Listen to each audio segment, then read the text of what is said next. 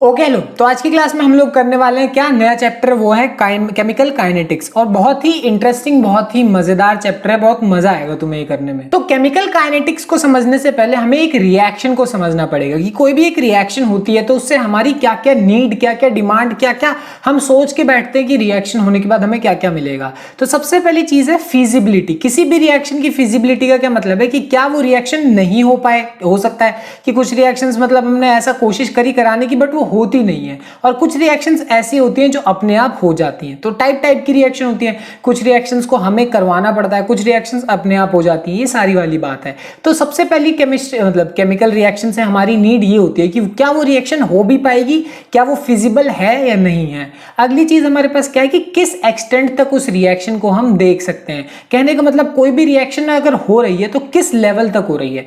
थोड़ी सी हुई फिर बंद हो गई, बहुत ज्यादा देर तक रिएक्शन चलती रही, एंड तक चली, कैसे हो रही है, कितने देर तक हो रही है। ये सारी बातें उसको किस में आती है, एक्सटेंट ऑफ अ रिएक्शन। और तीसरा और सबसे इंपॉर्टेंट जिसके बारे में इस चैप्टर में हम बात करेंगे, और वो क्या है, स्पीड ऑफ अ रिएक्शन। कि कोई रिएक्शन ऐसी होती है जो कि बहुत ज्यादा जल्दी हो जाती है, किसी किसी रिएक्शन को होने में सालों लग सकते हैं। तो स्पेसिफिकली जब हम स्पीड की बात करेंगे, जब हम किसकी बात करेंगे, रेट की बात करेंगे, ठीक है, तब हम किसके बारे में जानते हैं, केमिकल काइनेटिक्स। तो केमिकल काइनेटिक्स बेसिकली है क्या, ये है branch of physical chemistry that is concerned with understanding the rates of chemical reaction.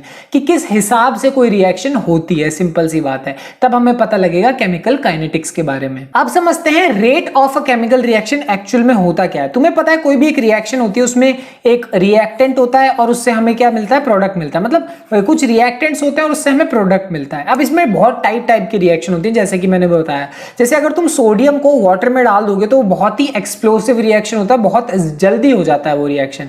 But वही है, अगर तुम मान लो जंग लगते हुए देखना चाहते हो, रस्ट लगते हुए देखना चाहते हो, तो ये ग्रेजुअल प्रोसेस है। 3-4 दिन, हफ्ता, 2 हफ्ता, महीना, कुछ भी लग सकता है। इतना समय लग सकता है एक जंग लगने में किसी भी मटेरियल पे।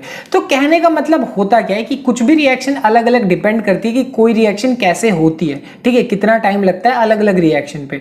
तो रेट का मतलब क्या है, कोई ऐसी रिएक्शन जिसमें जो कंसंट्रेशन ऑफ रिएक्टेंट या फिर प्रोडक्ट किस हिसाब से बदल रहे हो। मतलब एक रिएक्टेंट बन रहा है, प्रोडक्ट, ठीक है, तो जब भी कोई रिएक्शन होगी तो रिएक्टेंट कम होता जाएगा, सिंपल सी बात है। अब सोडियम को तुमने पानी में डाला तो उनके जलने के बाद कुछ भी बनेगा, बट सोडियम तो कम होता जा रहा है, ठीक है ना। तो सिंपल सी बात है, तो रिएक्टेंट कितनी तेजी से कम होगा या फिर प्रोडक्ट कितनी तेजी से बनेगा, है कि नहीं। अब जब किसी लोहे पे जंग लग रहा है तो लोहा खत्म, जंग बनता जा रहा है, तो कितनी तेजी से लोहा खत्म होगा और कितनी तेजी से जंग बनेगा, इसी चीज को हम क्या बोलेंगे, रेट बोलेंगे। कि रिएक्टेंट का खत्म होना और प्रोडक्ट का बनना कितनी स्पीड से होता है, यही है rate of a chemical reaction. तो जैसा कि मैंने तुम्हें बताया, इसी चीज को हम एग्जांपल के तौर पे एक एग्जांपल के साथ समझ लेते हैं। जैसे मेरे पास हाइड्रोजन और वाटर है, सॉरी ऑक्सीजन है, इन दोनों को मिलाएंगे तो हमें क्या मिलता है, वाटर मिलता है। ये बहुत सिंपल सी बात है।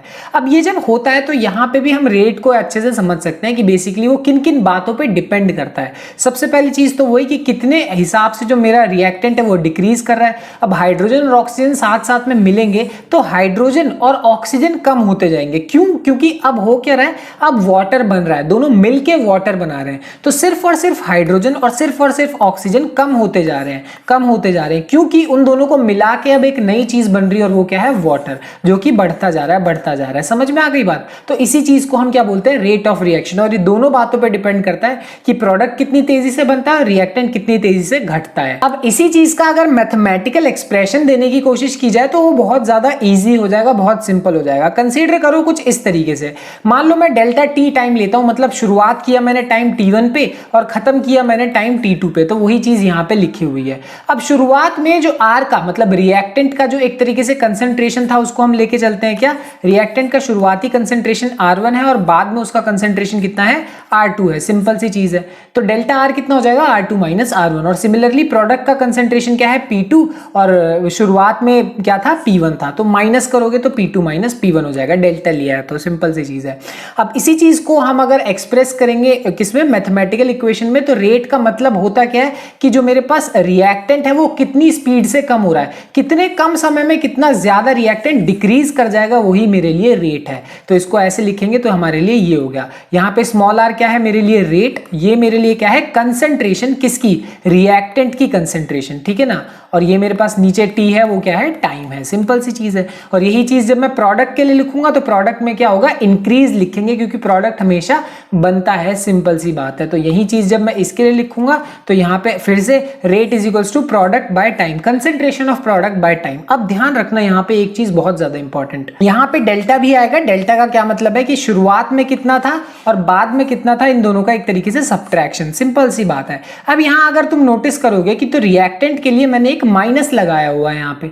ऐसा माइनस रिएक्टेंट के लिए क्यों, पर प्रोडक्ट के लिए क्यों नहीं? क्योंकि यहाँ पे रिएक्टेंट जो है वो डिक्रीज हो रहा है। अब तुम खुद सोचो, अगर तुम R2 माइनस R1 करने वाले हो, जिसका मतलब डेल्टा R है, यानी रिएक्टेंट में कितना चेंज आया एक तरीके से, तो बाद में अगर रिएक्टेंट कम है, लो है, कम है, और शुरुआत में अगर ज्यादा है, तो बड़े नंबर में से छोटे नंबर को माइनस करते हो तो प्लस आता है। बट वही अगर एक छोटे नंबर में से बड़े नंबर को माइनस करोगे तो क्या आएगा, माइनस आएगा। और वही इसी वजह से यहाँ पे माइनस लगा हुआ है। सिंपल सी बात है। तो ये माइनस बेसिकली यही शो कर रहा है कि रिएक्टेंट का जो कंसंट्रेशन है वो समय के साथ कम होता जाता है, और यहाँ पे जो प्लस है वो इनडायरेक्टली यही शो कर रहा है कि प्रोडक्ट का कंसंट्रेशन समय के साथ बढ़ता चला जाता है। अगली चीज है, इसी चीज को अगर मैं ग्राफ पे शो करना चाहूं तो बहुत इंपॉर्टेंट और बहुत ही सिंपल है। ये ग्राफ कुछ इस तरीके से होगा और इसको देखते ही तुम्हें समझ में आ जाने वाला है। रिएजेंट्स मतलब जो रिएक्टेंट्स है उसका जो ग्राफ है वो ऊपर से नीचे की तरफ आ रहा है जब टाइम बीतता जा रहा है तो, और वही जो प्रोडक्ट का ग्राफ है वो नीचे से ऊपर की तरफ जा रहा है टाइम बीतता जा रहा है तो। सिंपल वही कॉन्सेप्ट, क्योंकि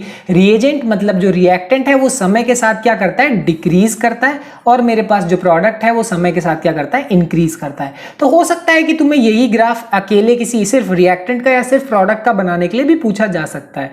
वही है, सेम ग्राफ पे बना के हमें समझ में ज्यादा अच्छे से आता है। नेक्स्ट चीज है unit of a rate of reaction. जो रेट ऑफ रिएक्शन है उसकी एसआई यूनिट, बेसिकली यूनिट क्या होगी। तो अगर मेरे पास फॉर्मूला ये है तो इसके लिए जो मेरे पास यूनिट होगी वो बहुत सिंपल होगी, कंसंट्रेशन अपॉन टाइम। जैसे कि मैंने बताया ये जो स्क्वायर ब्रैकेट है यहाँ पे वो ये क्या इंडिकेट कर रहे हैं, ये कंसंट्रेशन इंडिकेट कर रहे हैं कि कितना अमाउंट उसका एक तरीके से प्रेजेंट है वहां पे सोल्यूशन में या किसी भी चीज में। सिंपल सी चीज है। और कंसंट्रेशन हम मेजरली क्या यूज करते हैं, मोल पर लीटर। मोल पर लीटर का क्या मतलब है, मोलैरिटी। अगर मोलैरिटी नहीं पता क्या होता है तो ये चीज मैं फर्स्ट चैप्टर में ऑलरेडी बता चुका हूं, अच्छे से जाके तुम देख सकते हो, है कि नहीं। फर्स्ट चैप्टर कह रहा हूं, सेकंड चैप्टर में जाके तुम अच्छे से देख सकते हो। सिंपल सी चीज है। अब यहाँ पे कंसंट्रेशन है, कंसंट्रेशन बाय टाइम, टाइम के लिए यही हुआ, कंसंट्रेशन के लिए मोल पर लीटर। एक और इंपॉर्टेंट चीज है यहाँ पे, इसी चीज को मैं लिखूंगा एटमॉस्फेयर पर सेकेंड, बट किसके लिए, गैसियस सोल्यूशन के लिए। तो देखो बेसिकली जब गैसेस की बात करते हैं हम तो उसकी कंसंट्रेशन को हम एक्सप्रेस करते हैं किसमें, एटमॉस्फेयर में। एक तरीके से हो सकता है हम प्रेशर के पर्सपेक्टिव से बताएं तो हम एटमॉस्फेयर का इस्तेमाल करेंगे जब हम बात करते हैं गैसियस सोल्यूशन की। खैर इस चीज के बारे में अभी बात करना डिटेल में आगे बचता है, तो अभी के लिए बस इतना समझ लो, ये यूनिट सिर्फ और सिर्फ गैसेस के लिए यूज होगी। अगली चीज है average rate of a chemical reaction. इसका क्या मतलब है, अब देखो कोई भी रिएक्शन शुरू होती है तो शुरुआत होती है, फिर उसका एक कोई मिड टर्म आता है, जो मतलब एक बीच वाला पॉइंट आता है, और एक पॉइंट ऐसा आता है जहां तक वो रिएक्शन पूरी एक तरीके से कंप्लीट हो चुकी है। ठीक है, हर रिएक्शन के साथ ऐसा होता ही होता है, अलग अलग टाइम होता है बस किसी किसी रिएक्शन में। अब जैसे कि हम यहाँ पे इसके लिए फॉर्मूला लिख रहे हैं रेट के लिए, ये फॉर्मूला लिख रहे हैं रिएक्टेंट और प्रोडक्ट के लिए। अगर ये जो हम फॉर्मूला लिख रहे हैं वो एक तरीके से क्या है, ये कुछ और नहीं, ये एवरेज रेट ऑफ रिएक्शन ही है, average rate of chemical reaction ही है।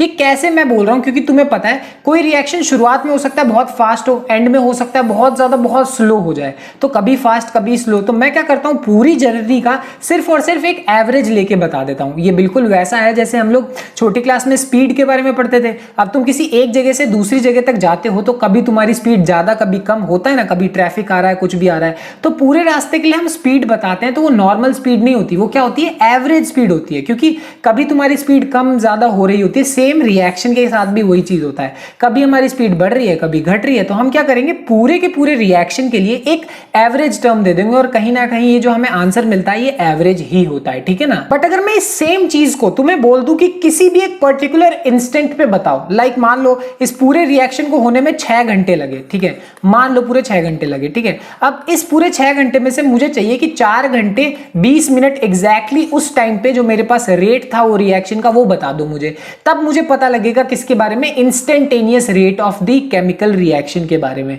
एग्जांपल के तौर पे ये मेरे पास पूरी की पूरी एक रिएक्शन है, अब इस रिएक्शन को यहाँ पे दिया हुआ है, अब मेरे से बोल देते एग्जैक्टली 600 सेकंड पे ये रिएक्शन को होने में एक तरीके से लगभग 1000 सेकंड हुए मान लो, तो एग्जैक्टली 600 सेकंड पे क्या रेट था रिएक्शन का वो मुझे बताना हो, तब हम किसका इस्तेमाल करते हैं, इंस्टेंटेनियस रेट का इस्तेमाल करते हैं। तो ध्यान रखना, एवरेज होता है कि पूरी की पूरी जर्नी स्टार्ट से लेकर एंड तक पूरी जर्नी की बात करोगे तब एवरेज की बात होती है, और अगर तुम किसी पर्टिकुलर इंस्टेंट, किसी एक पर्टिकुलर सेकंड की बात करोगे तो तुम्हें किसकी बात मिलेगी, इंस्टेंटेनियस की बात मिलेगी। सिंपल, ठीक है। तो खैर इतनी ही थी पूरी की पूरी कहानी rate of the chemical reaction की। बहुत इंपॉर्टेंट है ये, पूरे चैप्टर में हमारा साथ देने वाला है, तो इसको अच्छे से क्लियर रखना। बाकी मिलते हैं अगली क्लास में, बाय बाय।